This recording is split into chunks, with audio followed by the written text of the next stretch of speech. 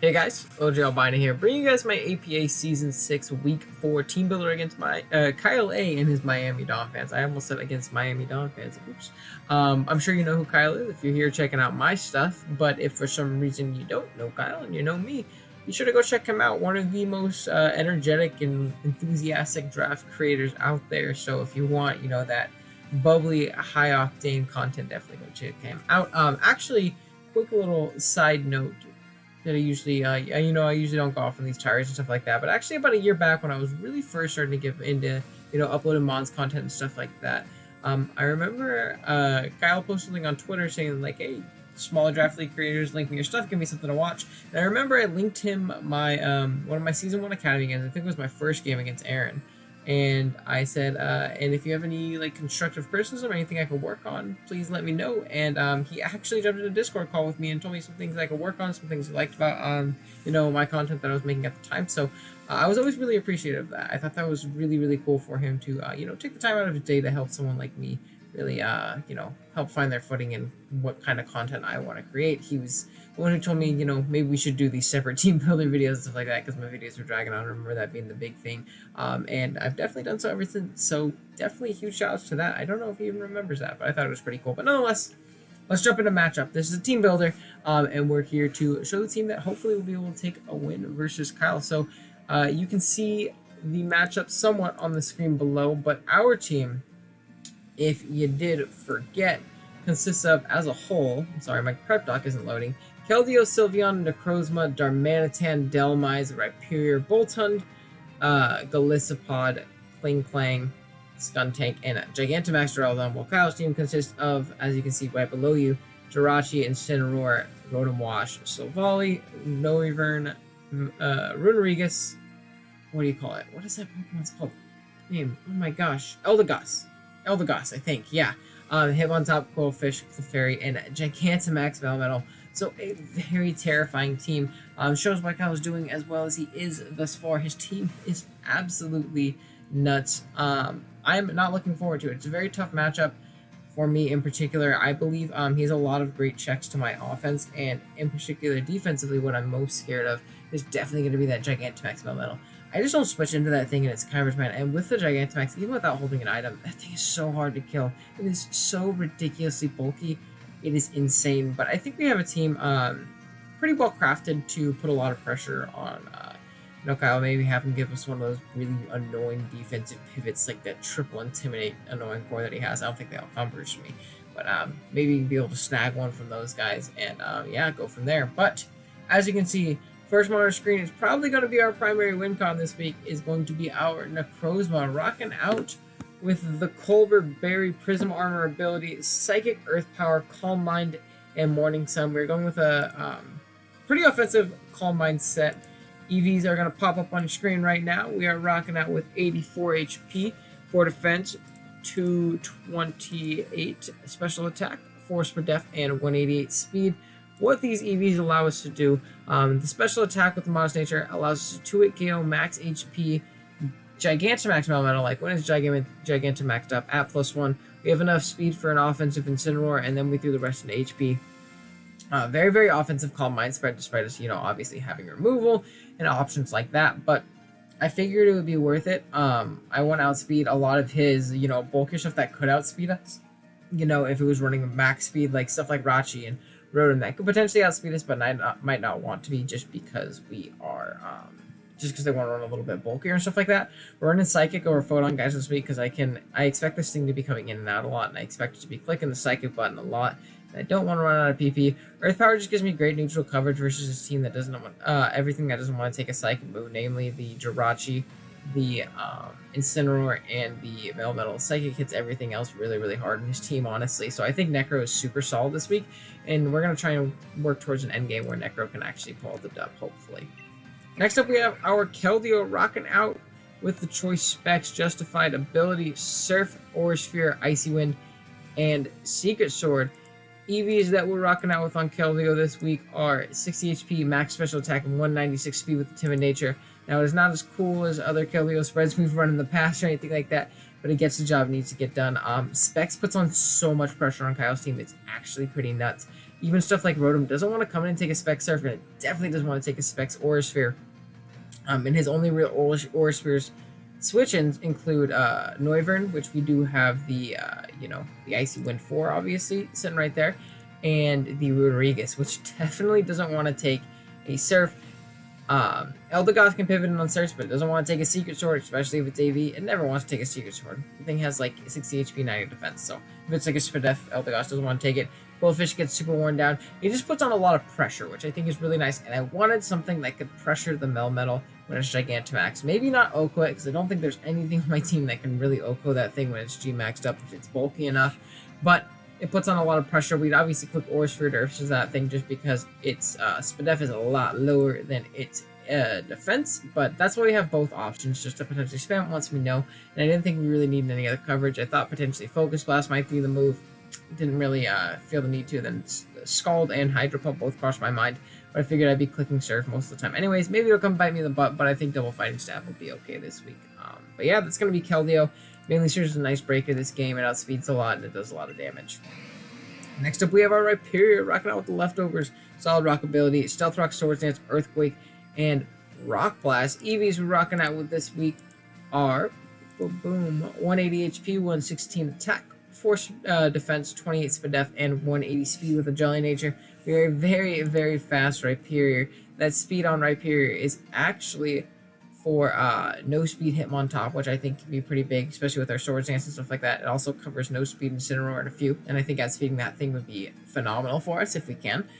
We have enough HP to not get Oko by Max Steel Spike after Rocks from the Melmetal. So if it's Max Attack Adamant, and it throws off a Max Steel Spike, we do not die to that after Rocks. I could see Max Solar Beam coming, potentially, and I think that would be really cool, honestly, but we will outspeed that thing. We have more than enough speed for, Jolly Melmetal, if that ends up being what Kyle wants to run versus us. We have enough Spadef plus HP to not get 3 KO by Modest Noivern, and then we threw the rest of the attack. The lefty's just going to be nice, a option to kind of keep us gradually healthy over time, and then our dual stabs are great, and this is our rocker, so I want to get up rocks and potentially pressure the Incineroar, pressure the Noivern if they aren't boots, and just make sure his bulkier team and his bulkier stuff is at least taking a little bit of damage and, having that chip accumulate over the game to put them in range of Specs Keldeo, put them in range of a +1 Psychic or Earth Power, that kind of thing. So I think Rhyperior is pretty important. Getting a Brox this game, checking Noivern, checking a physical Rachi, checking a Incineroar. It checks a lot, honestly, and that's super nice for us. And I like the Swords Dance option just to potentially boost past some of the annoying threats that might be able to pivot in on us pretty easily otherwise. But yeah, that's going to be Rhyperior. Next up, we have our Skuntank. We're rocking out with the Black Sludge Aftermath ability, Dark Pulse, Sludge Bomb, Fire Blast, and Taunt. EVs wise, we are rocking out with, let's pop them up on the screen, 244 HP, 116 special attack, and 148 speed with a modest nature. Now, what these EVs allow us to do is they allow us to 2-hit KO max HP Melmetal after Rocks with Fire Blast. That is not when it's Gigantamaxed up, only when it is, in base form, but I figured that would be a nice option to hit. We have enough speed for Incineroar, and then we threw the rest into HP, offensive Incineroar. This is going to serve as our main Rachi check. I think Calm Mind Rachi is very, very good versus me, so we're going to have to be super, super, super careful about that thing. But this is one of my options to come in and saw the thing. I really wanted to go physical, but I cannot afford to have Pokemon that just can't touch Melmetal. I just don't think I can afford to have that option. So this thing is going to be able to, taunt it, or at least stop it from wishing and Calm Minding up a bunch and be able to throw off a Fire Blast, Dark Pulse, something like that, obviously to chip down the team. Taunt also stops like a Trick Room or a Stealth Rock on Rodriguez. It can stop a lot of things, honestly. It can stop like a slower Quillfish that wants to get a spikes on us or something like that, which is obviously really nice for us as well because we're not packing any removal this week. So that's going to be Skuntank's main goal, is to check the Rachi and taunt some things down, just be an annoying little nuisance there. Next up, we have our Gigantamax Duraludon. Holding the Beast Ball, unfortunately, lightweight as the ability, Flash Cannon, Dark Pulse, Dragon Pulse, and Metal Sound, which is awesome. I'm so excited about Metal Sound in the league game. EVs wise, we are rocking out with 12 HP, 140 defense, 156 special attack, 60 def, and 140 speed with a modest nature. Now, this Pokemon is a phenomenal breaker this game. This is kind of the same idea as Keldeo, just a little bit more short term.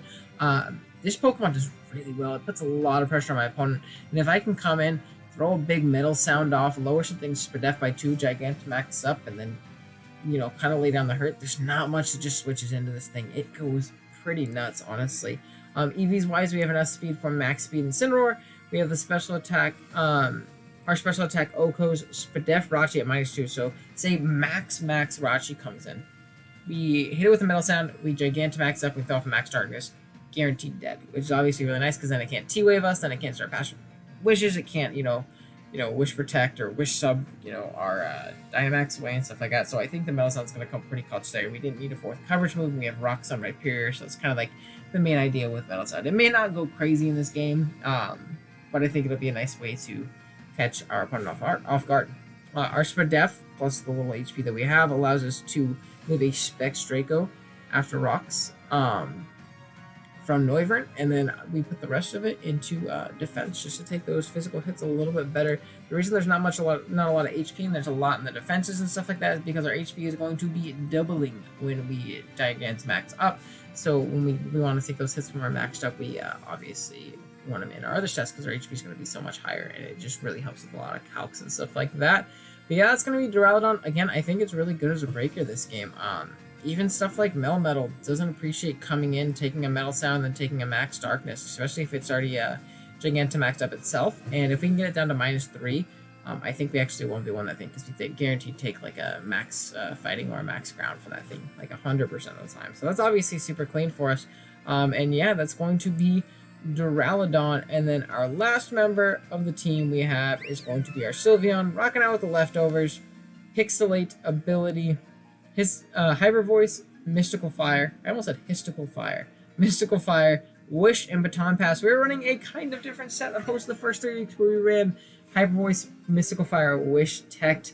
We teched on a whole new move there in Baton Pass. Now, Baton Pass is mostly going to be there to grab us some momentum because there is a lot that comes in on Sylveon. Sylveon's actually pretty good offensively this game, I won't lie. I think it's pretty decent.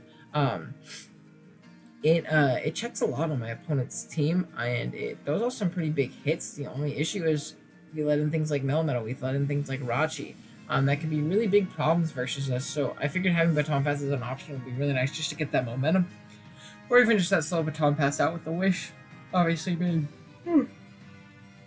excuse me, man, I'm tired. It's super late when I'm recording this, but getting that slow Baton Pass out can obviously be super nice for us. It's going to serve as a great Noivern check. It's going to serve as a decent Rotom check. A bunch of stuff like that. It's here to, kind of sponge some hits, maybe pass a couple wishes, and Baton Pass around. EVs wise, our Sylveon is rocking out with 244 HP, 4 defense, 108 special attack, 64 super def, and 84 speed with a modest nature. Now, we don't check much physically on this team. We take a hit from Incineroar regardless. We take a hit from Runerigus regardless. We don't take a hit from Melmetal regardless. Even like max HP. So it wasn't max defense, but max HP takes like a ridiculous amount from Melmetal to Iron Bash. I did not think it was worth it. Even with a very, lowering one of those at the very least. We'd be able to maybe live one after the Bibiri weakened the first hit, but after that, there's honestly no point. I'd rather just hit with the Mystical Fire anyways. Do a little bit of damage so we're a little bit more offensive this week. Just, facilitate a little bit more and make it to where Rachi can't just, coming for free on us every single time. If we catch it with the Mystical Fire, it's going to do a chunk unless it's Spadef. What the EVs are for exactly, though, we Oko max HP Noivern with our Hyper Voice, which I think is pretty important because Noivern is incredibly annoying for our build. We have enough speed for no speed hit on top, and then we threw the rest into HP plus special defense because, again, I think I'm going to be taking those special hits much more. I'm going to be taking Rotom Bolt switches. I'm going to be taking Noivern Hurricanes, etc., so I figured having that option would obviously be super clean for us. So, yeah. That's going to be the team that we are rocking out with for week 4. I think it's pretty solid. I think it's incredibly offensive, so I'm a little bit uncomfortable with that fact. But other than that, I think it does very well here. And I'm hoping we can pull out a win versus Kyle. But definitely stick around so you can catch the battle as it goes up tomorrow. If you enjoyed the video, be sure to like it, comment on it, all that good stuff. And if you're new here, be sure to subscribe and all that stuff. So yeah, thank you guys so much for watching. I'll catch you guys with the battle tomorrow. Later.